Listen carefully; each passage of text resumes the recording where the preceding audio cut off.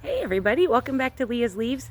This week I'm going to begin doing weekly garden tours and let you see the progress of what I'm doing on the landscape, the vegetable garden, the new flowers that I'm planting for my cut flowers, my plant sale, which is a week from today, Saturday, the last Saturday of April, and just kind of take you along on my gardening journey and show you some of the ongoing projects I have. So come along. We'll start here. That big bald spot right there used to be an enormous 30-foot tall arborvitae that just came down, and it turned what used to be a shade bed into a mostly sunny spot that just has some afternoon shade and just opens up the possibilities of things that I can plant here. So that's kind of a blank slate. In the short term, I had cloned a couple of hydrangea and forsythia plants, and so I've put two of each out here. That's a baby hydrangea, and that's a blue hydrangea, and there's another one over right there, and then this is a little fledgling forsythia, and there's another one here to the left right there next to my kneeling bench. The other big thing you might have noticed if you saw the earlier video in January that kind of walked you around the landscape is that there was an invasive tree that was a hawthorn mixed with something else that was growing up in this spot, and that has also been removed because it was beginning to interfere with the electric cords. And so I've planted a couple more pink hydrangeas in there, and I'm also putting some extra bulbs in, and I'll be planting wonderberries, but those don't, and I'm going planting from seed, and those don't go in the ground until after our last frost, excuse me, which won't be for another month. My lilac tree is coming into bloom. One of the projects I'm working on is cloning some plants on this property to be able to plant out at my mom's house, her new place. So a couple of these smaller, newer pieces of growth. This very, very straight stem here goes all the way to the bottom. I'm actually going to clone that branch about 8 inches off the ground and then cut it at the right at the base of the trunk or base of the branch and plant it about a foot in the ground once it's carried roots, and my mom will have a clone of a fully developed lilac. I'm also doing that with a forsythia, an azalea, and one of my neighbor's beautiful Cherokee Princess dogwoods. She's given me permission to clone a branch off of there. In this bed, the Easter lilies are coming back. These grow to be like 7 or 8 feet tall. They're very well established. Have some irises that'll come up. My Lenten roses are doing beautifully. They're one of the first things to bloom in this area. And I was able to divide this plant. It was one large plant, and I divided it into 4 more, and then got 3 baby plants from my neighbor. So a couple of those can go to my mom's place, and the rest will be here and have room to grow to full size. I didn't plant these purple tulips, but I just think they're gorgeous. I inherited them in this hedgerow between my property and the next one. Aren't they pretty? What a beautiful color. I should have shot this video 3 days ago when there were still forsythia blooms on the tree, but they're gone and the leaves are here. And so this is all I'll see for the next many, many, many months until the leaves fall off in the fall, and then I just have sticks to look at for the winter. But for a few weeks, this whole thing was blushing yellow.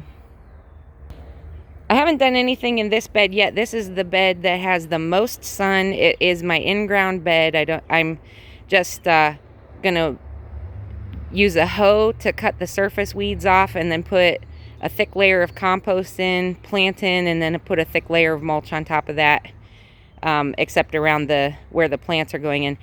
In this bed, from left to right, will be an acorn squash growing up and over the fence.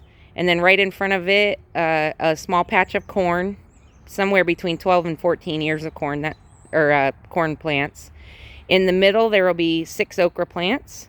And on the far right will be a couple of sweet pepper plants. They all get good sun. They get some afternoon shade because the sun goes behind the church building next door. And I'll leave my chives in here and plant some marigolds around the outside of the fence because they're excellent pest deterrent. This is an early crop of potatoes I grew. These are just white potatoes, and they're doing beautifully. So I grow them in buckets because I don't have a lot of land space, and I seem to get a pretty good crop.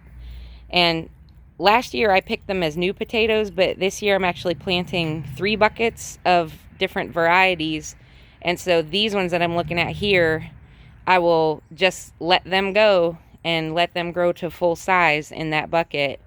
And then I have some purple or blue Adirondack, I think they're called, potatoes going, and then another white potato in a grow bag. And so I think I'll just leave these ones to full size and pick the others as young potatoes. I already showed you a jug reveal, and then I planted more. Because as I said in my jug reveal video, you can use the winter sowing method anytime during the year. And the only difference is this time of year when we have some days that are high 60s, low 70s, that greenhouse effect will be even warmer inside that jug.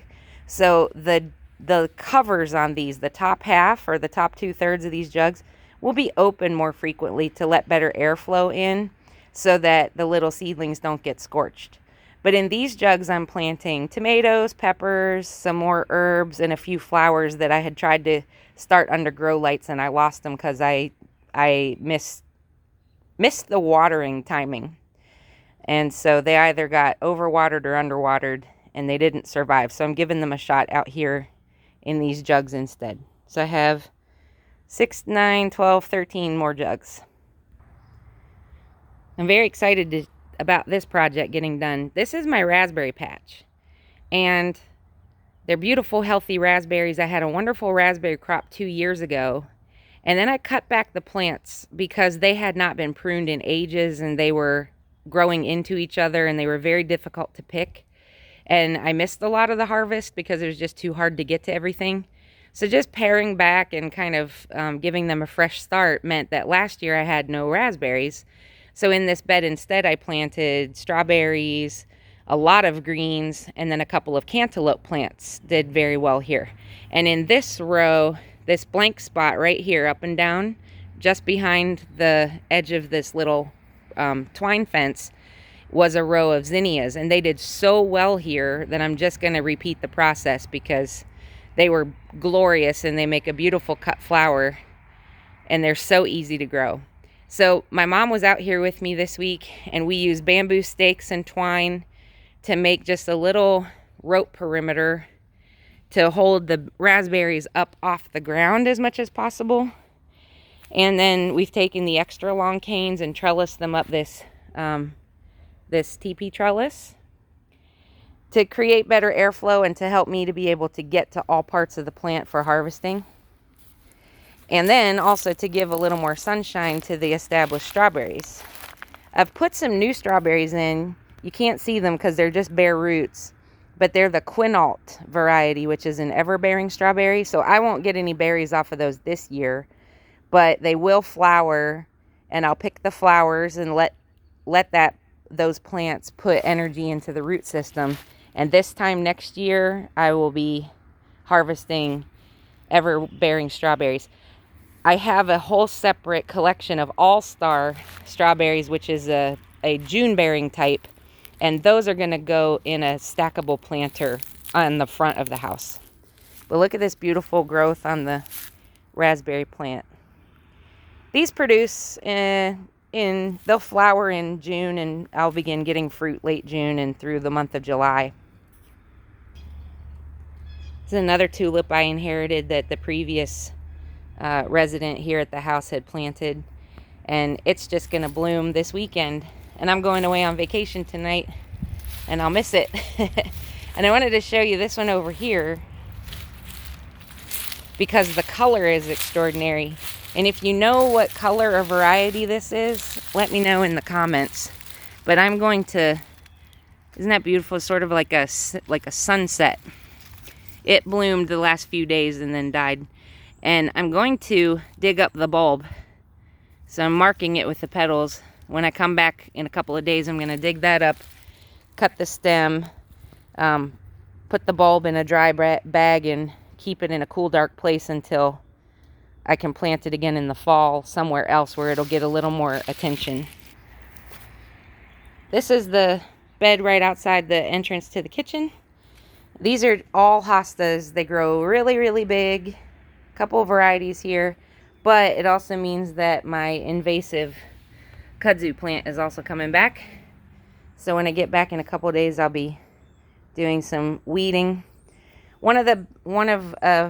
A friend of mine who does a lot in plant and horticulture and is a science teacher locally said that probably my best chance at killing these things, because herbicides don't work, boiling water doesn't work, is just to pull them when they're young like this, pull them, water them, give them a good thorough watering.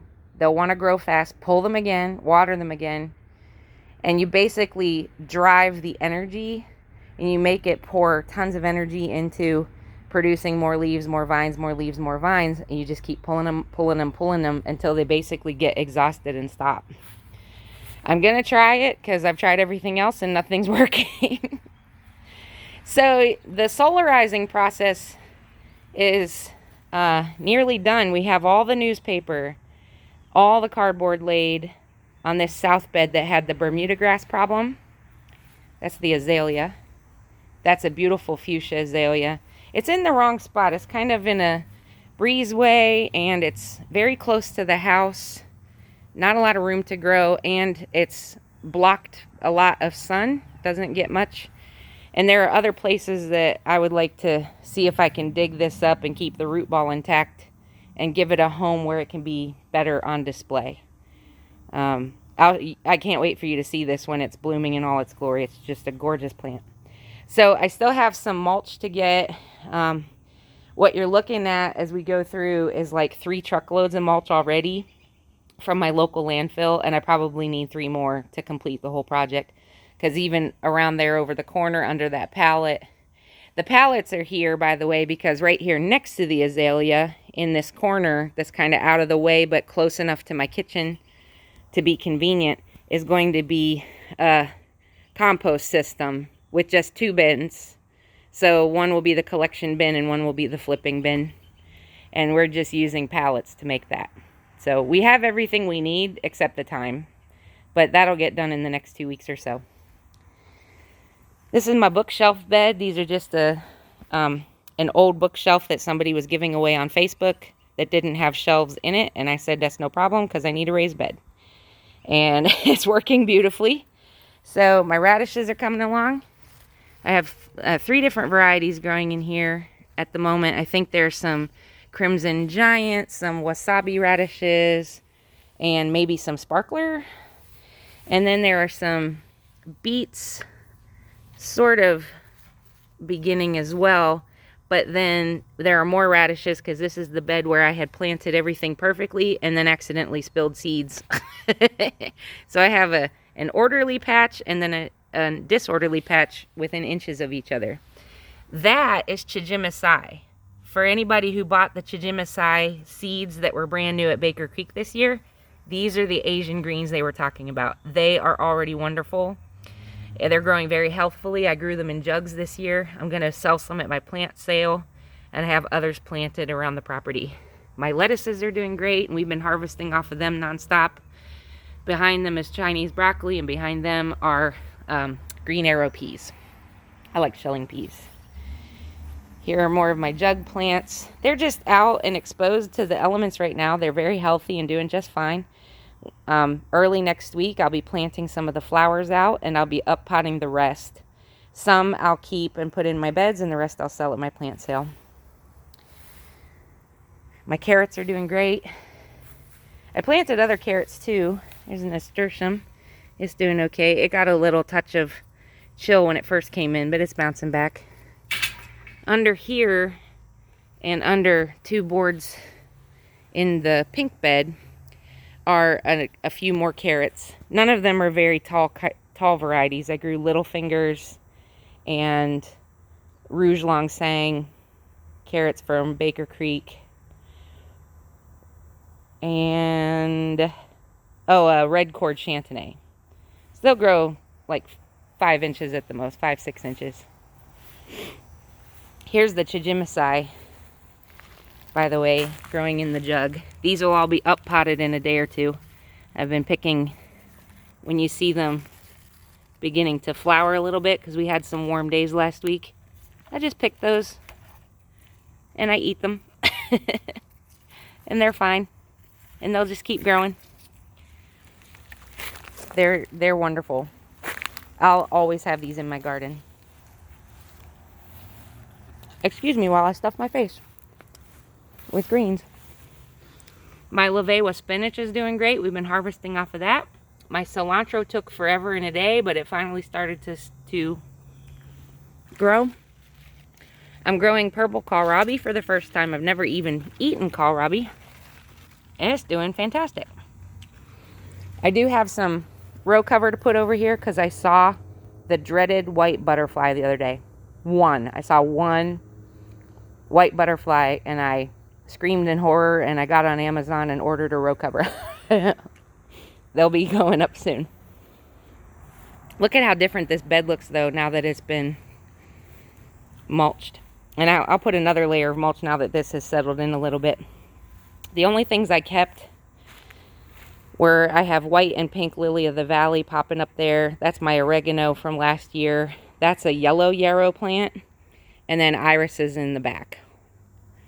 And my daffodils are almost done blooming. There's one hanging on.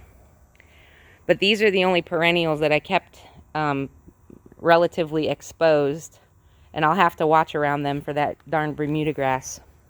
But otherwise, everything else is covered pretty well.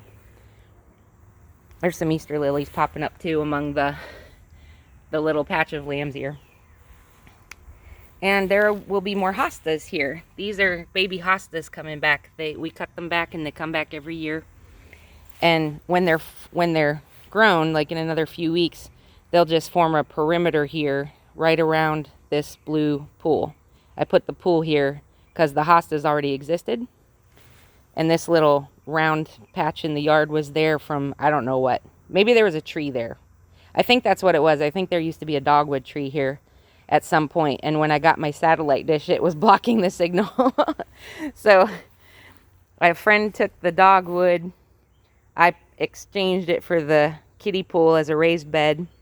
And then let the hostas be the tall piece in the back. There's going to be one more bed go in here. And the satellite dish is coming out. So everything will be adjusted in a little bit. And then what I'll do is take another cattle panel. This is a 16-foot long, 4.5 feet wide cattle panel. Cost about $25 at Tractor Supply. And I'll put another one as a matching arch between the other side of the bed. So the cattle panel's up against the right side of this bed, and then I'll anchor another one here to the left of it and over to the edge of the new raised bed. And that way I've got enough trellising to grow. I have red noodle beans, a sugar baby watermelon, a Minnesota midget cantaloupe, gold nugget cherry tomatoes, and triple crop tomatoes are all the plants that I want to grow vertically and have lots of space for them to grow to full size. So that's why I want that panel. The arborvitae here in the corner got a haircut. It needed one. It also needed some shaping, and I didn't want it blocking too much sun from this bed. This will be a part sun bed. It does get full direct sun in the westerly sky. So like the last few hours of daylight in the summertime, it will have full sun. Altogether, it probably has 4 hours of indirect sun and another 4 hours of direct sun when we get to the solstice. So plenty of things can grow in there. I just have to figure out what. Look at my blueberries. I'm super excited about this. These are the top hat blueberries. They're the dwarf variety. For any of you who are growing in small spaces and are looking for a prolific blueberry plant, I recommend this variety. I got mine from directgardening.com. And they're called Top Hat Blueberry, and they're a beautiful little dwarf container style, and they only grow to 2 feet tall. And I have 2 of them, one there and one there. And then I have 2 others in the back here. These are a northern high bush variety, and they're called Pink Lemonade. And as the name suggests, the blueberries are actually pink. And so those are growing up. And this is only their 2nd year. It takes a good 5 years or so, 3 to 5 years, for blueberry plants to get established and really begin producing good fruit. So be patient with your blueberries. But this is their 2nd year, all 4 of them. So I'm able to leave the buds on and let them bear fruit for me this year for the first time. In this bed, it's taken a little while to get off, but now it's finally germinating. So I have several kinds of radishes in here: black Spanish radish, white type of radish, and then I have several kinds of beets. These are those little sprouts right there. And I have 6 rows of beets, 2 each of Chioggia, Detroit Dark, and Badger Flame from row 7 seeds, which is an orange cylindrical radish. And then on the edges, I have cilantro. Will grow on the left, but it'll take a while to sprout. It takes time to grow. And on the right is some baby basil. So basil, cilantro. I did plant some flowers in here as well. I had poppy seeds in here, and they hadn't germinated.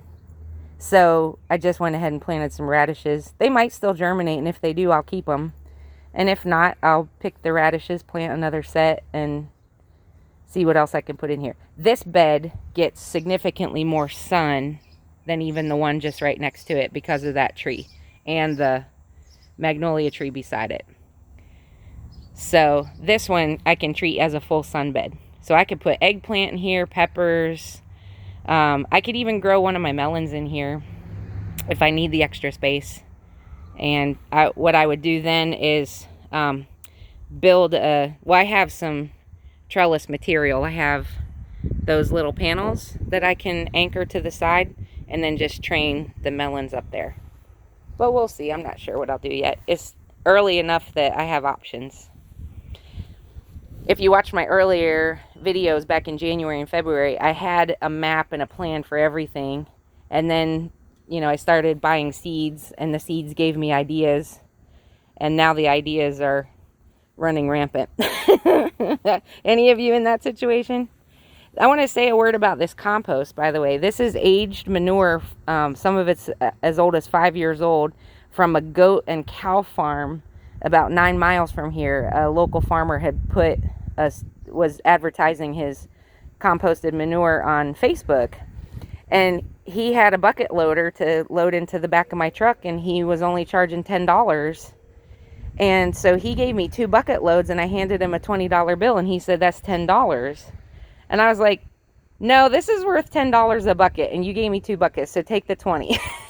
Because I told him that if I were buying this bagged at the farm store, I'd be paying $3 or $4 per bag, and one of those bucket loads would be 10 bags. So I'd be paying $40 per load, and $80 for a whole truckload, as opposed to $20.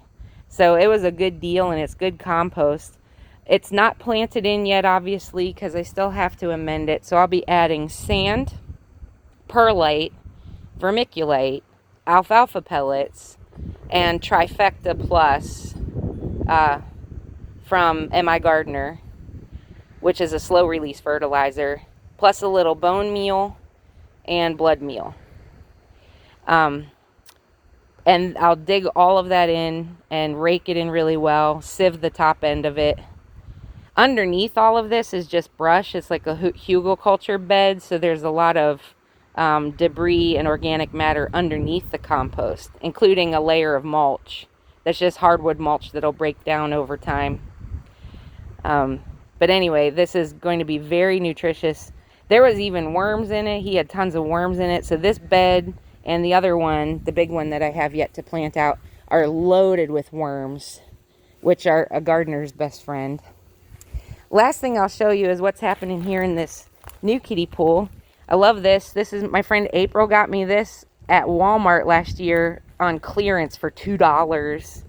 And it's bigger than the blue one and fits a bunch of stuff. So I planted some greens and herbs around. There's nasturtium because they're a great trap crop. I have some kale, both dinosaur kale and Scotch blue curled kale. I have some mustards, that's green wave and ultraviolet mustard. I have a couple of Chigimasai plants.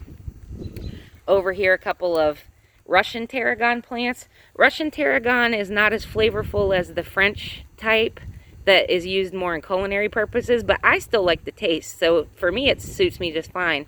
You can't grow French tarragon from seed, but you can grow the Russian variety from seed, which is what I've done here. And then I have,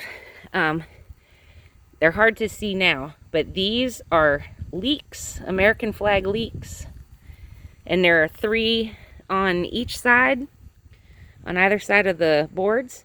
And then down the center of the boards are my onions. Those are some red ruby, burgundy red, and Walla Walla onions. And then under here are some of those carrots, and we're getting some sprouts even. So I'm gonna, before I go inside tonight, I'm gonna raise those boards so that the carrot sprouts can get some sunlight. And then I just sprinkled some radish seeds in there. Radishes are a great crop just to fill space because they grow so fast. And these ones are a cherry bell radish, so they'll just grow super fast, like 3 weeks, 21 to 25 days, they'll be done. Long before any of these other plants get super huge and crowd them out. So that's what I have going on so far. I think I showed you everything. I didn't show you inside the grow lights and everything, but I will next Saturday when I take you along to my plant sale. If you are anywhere near Luray, Virginia next week, today's the 18th, so it'll be April 25th, then come on out, or April 24th, excuse me. Today's the 17th, so next week is the 24th. I'm on vacation, I have no idea what day it is. All I know is today's Saturday, and 1 week from today, I will be having plants and seedlings at my home in Luray. If you want to know more about that, visit my Facebook page at Leah's Leaves. Just type in Leah's Leaves on Facebook. You'll find me there. I'll leave a link below as well in the description. And if you're nearby and you'd like to have some of these wonderful plant starts to help you get your garden started, come on by. It'll be from 8 a.m. until 11 a.m. I'll be selling a lot of cold weather crops and a few early warm weather crops, but I'll have a second one on Mother's Day weekend because that's closer to our last frost date and a safer time to plant the warm weather crops. And so that's when I'll primarily be selling peppers, tomatoes, eggplant, melons, squash, beans, and some seeds as well. So I hope you'll join me for that. There will be one more sale in the late summer for cut flowers. So I haven't picked a date for that one yet. We'll see how the growing season is going and how the weather is.